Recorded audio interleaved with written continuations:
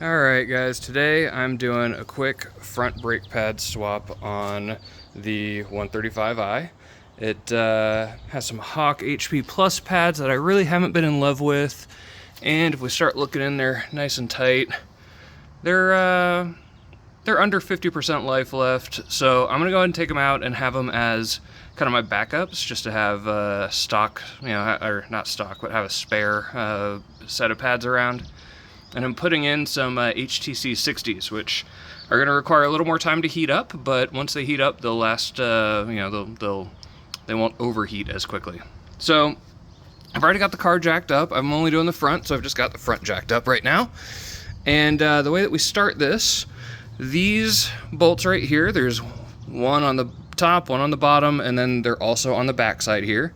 And they're a T40, so I've got a T40 bit here. So we're going to take those out. These are what hold the pad kind of into the back of the caliper here. And then we're going to have to take the caliper out because I can't pull the pads out through this. So we'll take the caliper off using a 10mm Allen, which is going to go in there. And then there's another one down here on the bottom. And that's going to pull the caliper off. I'll then hang the caliper so that I'm not putting tension on this brake line. And I'll show you what it's like when we get the pads out.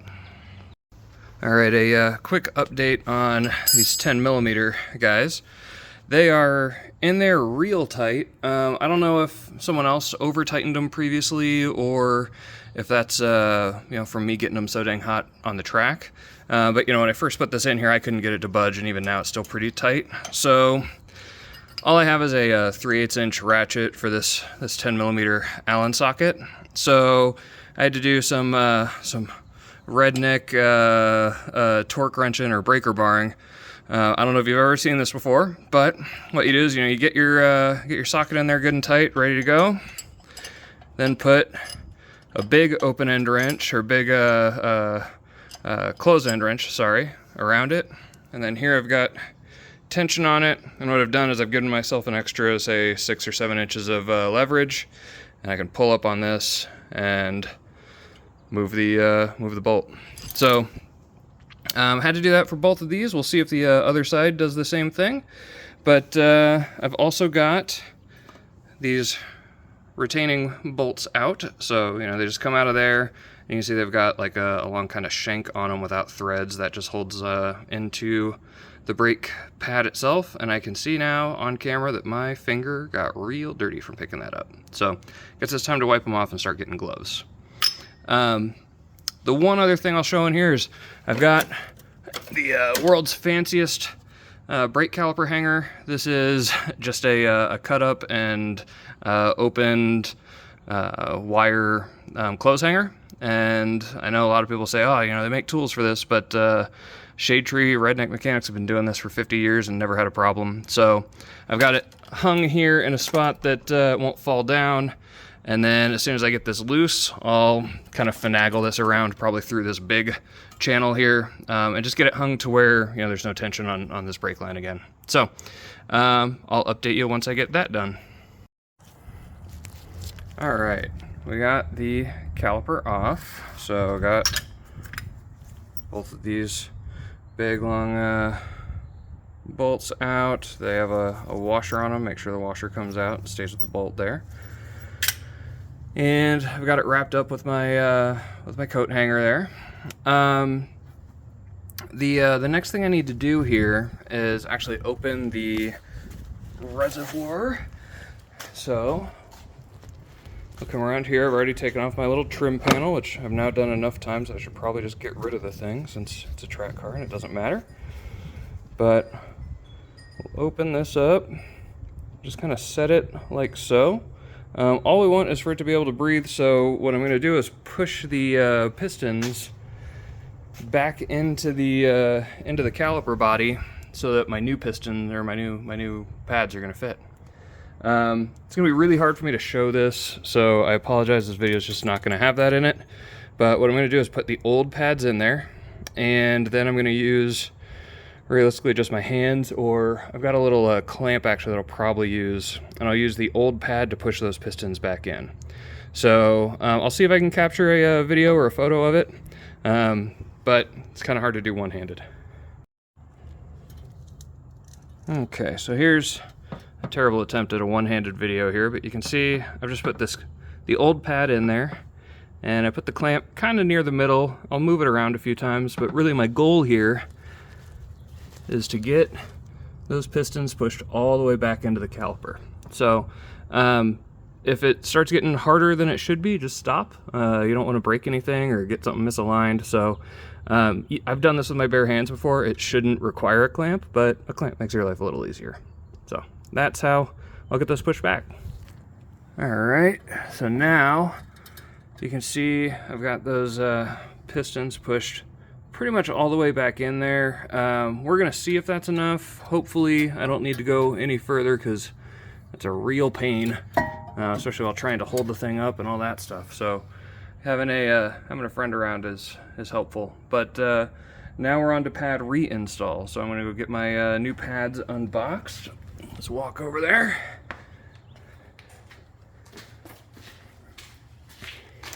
And here we've got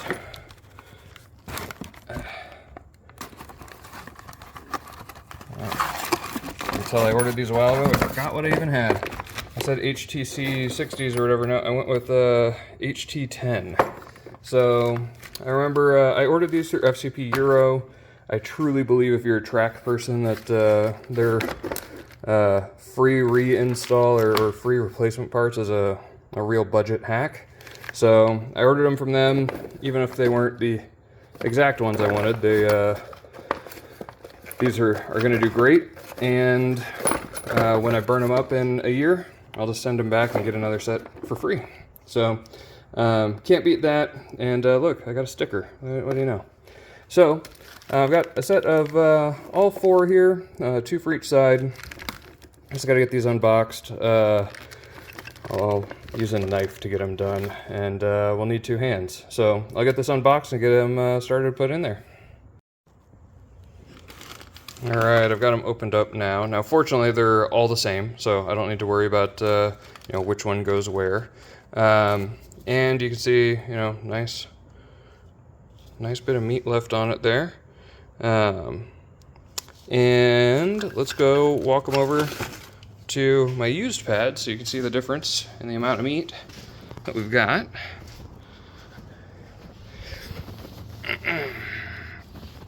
So just looking at the surface of them, you can see these are darkened quite a bit. They've had some hard hits on them. You can also see the leading edge here on both of these. They must have been going like this. This must have been my this must have been my inside one. Sitting like this, because the rotational energy would come through this way at it, and you can see the leading edge worn down a bit. I'll have to keep an eye on that down the road if that's how they tend to wear for me.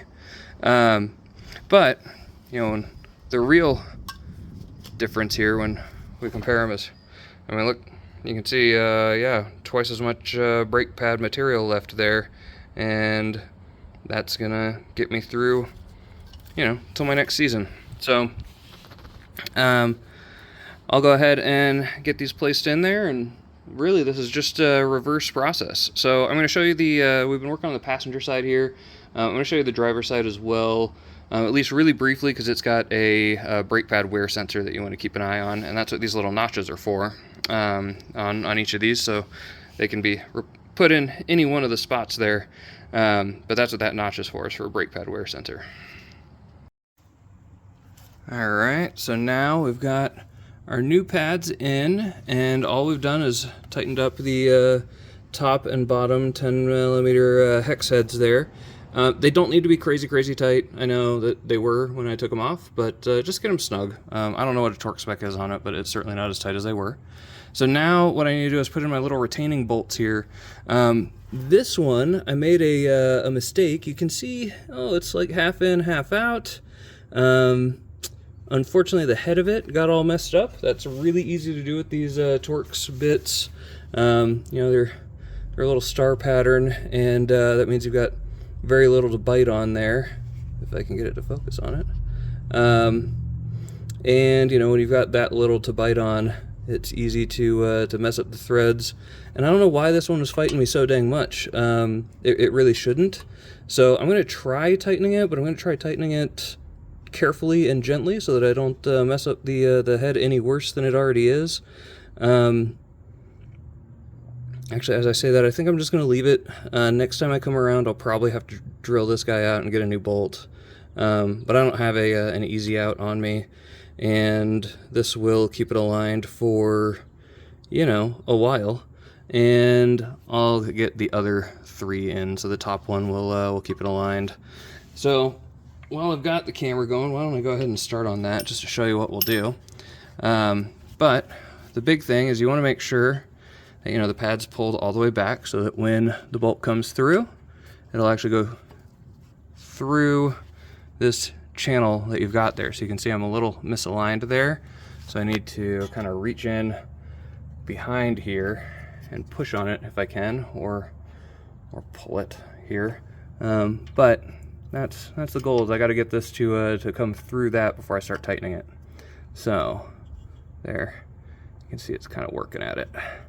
But we'll get that going through there, and that just keeps the pad aligned so that it doesn't, you know, fall in towards the center of your hub.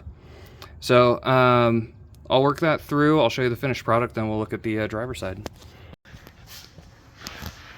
Okay, we're over on the driver's side here. I just want to show kind of how the driver's side looks. This bottom inner one started giving me a hard time again, so I'm actually just going to leave it there before I mess up the head. So if I can get it to focus there, you can see the head's still good. But I've got the top one out and both the outside ones. I was going to show you my brake pad wear sensor because the wire should be coming in kind of like right here. But I see the previous owner here, they just zip tied it out here. And granted, as a track car, these typically melt and give you false positives anyway. And so, you know, I wouldn't want it in any case. But you could, you know, like cut this and splice it together to where it just always reads that your pads are okay. I'm not going to tackle that today. I can tackle it any time. It's not, you know, not something that I need to do just because I've got the wheel off. I can do it some other time I've got the wheel off. So, but, you know, as far as how these are inserted into the pad, it's really just like a pressure. So, you know, you just kind of wiggle, wiggle, wiggle, wiggle, wiggle, and it'll eventually come out. But I'm going to finish off this side, and I suppose I'll show you one more final product, but that's really it. That's how you do it, is you take these retaining bolts out that hold your pad into the position they're supposed to be in. Then you take the caliper off with these big 10mm Allen bolts, one on top, one on, or that's the bottom one, here's the one on top. At that point, you know, your caliper is going to be loose, so you want to hang it with something, probably a coat hanger, because that's something everyone has in their house. Get the pistons pushed back in, put the new pads in, slide the caliper back on, and, you know, bolt it up, and then put in your retaining pins. So, okay, one last video of the final product there. So here you can see the new pads installed with the guide pins there. My rotors look fine. These are some pretty aggressive pads, so probably will accelerate my rotor wear. But there we are. That's how you do pads in a 135i. A couple quick housekeeping things. I did put these on without any brake lube. Sometimes you'll put a little bit of lube on the back side of the pads. That'll just help keep them from squealing too bad. These are track pads. This is a track car. The reality is it's going to squeal like a hog in heat anyway, so I'm just not that concerned with it. So, but in any case, it's all set. I'm going to go put the wheel on, get it down. You do need to bed in new pads, so go get a good, like, 40 miles an hour hard brake all the way to a stop, then 60 miles an hour hard brake down to 40. Do that a couple of times just to bed it in. I will do that later. I'm not going to do that tonight. So Thanks for watching, everyone. I hope that was really helpful, and I appreciate you being a viewer of a Discount Ted video. Thanks.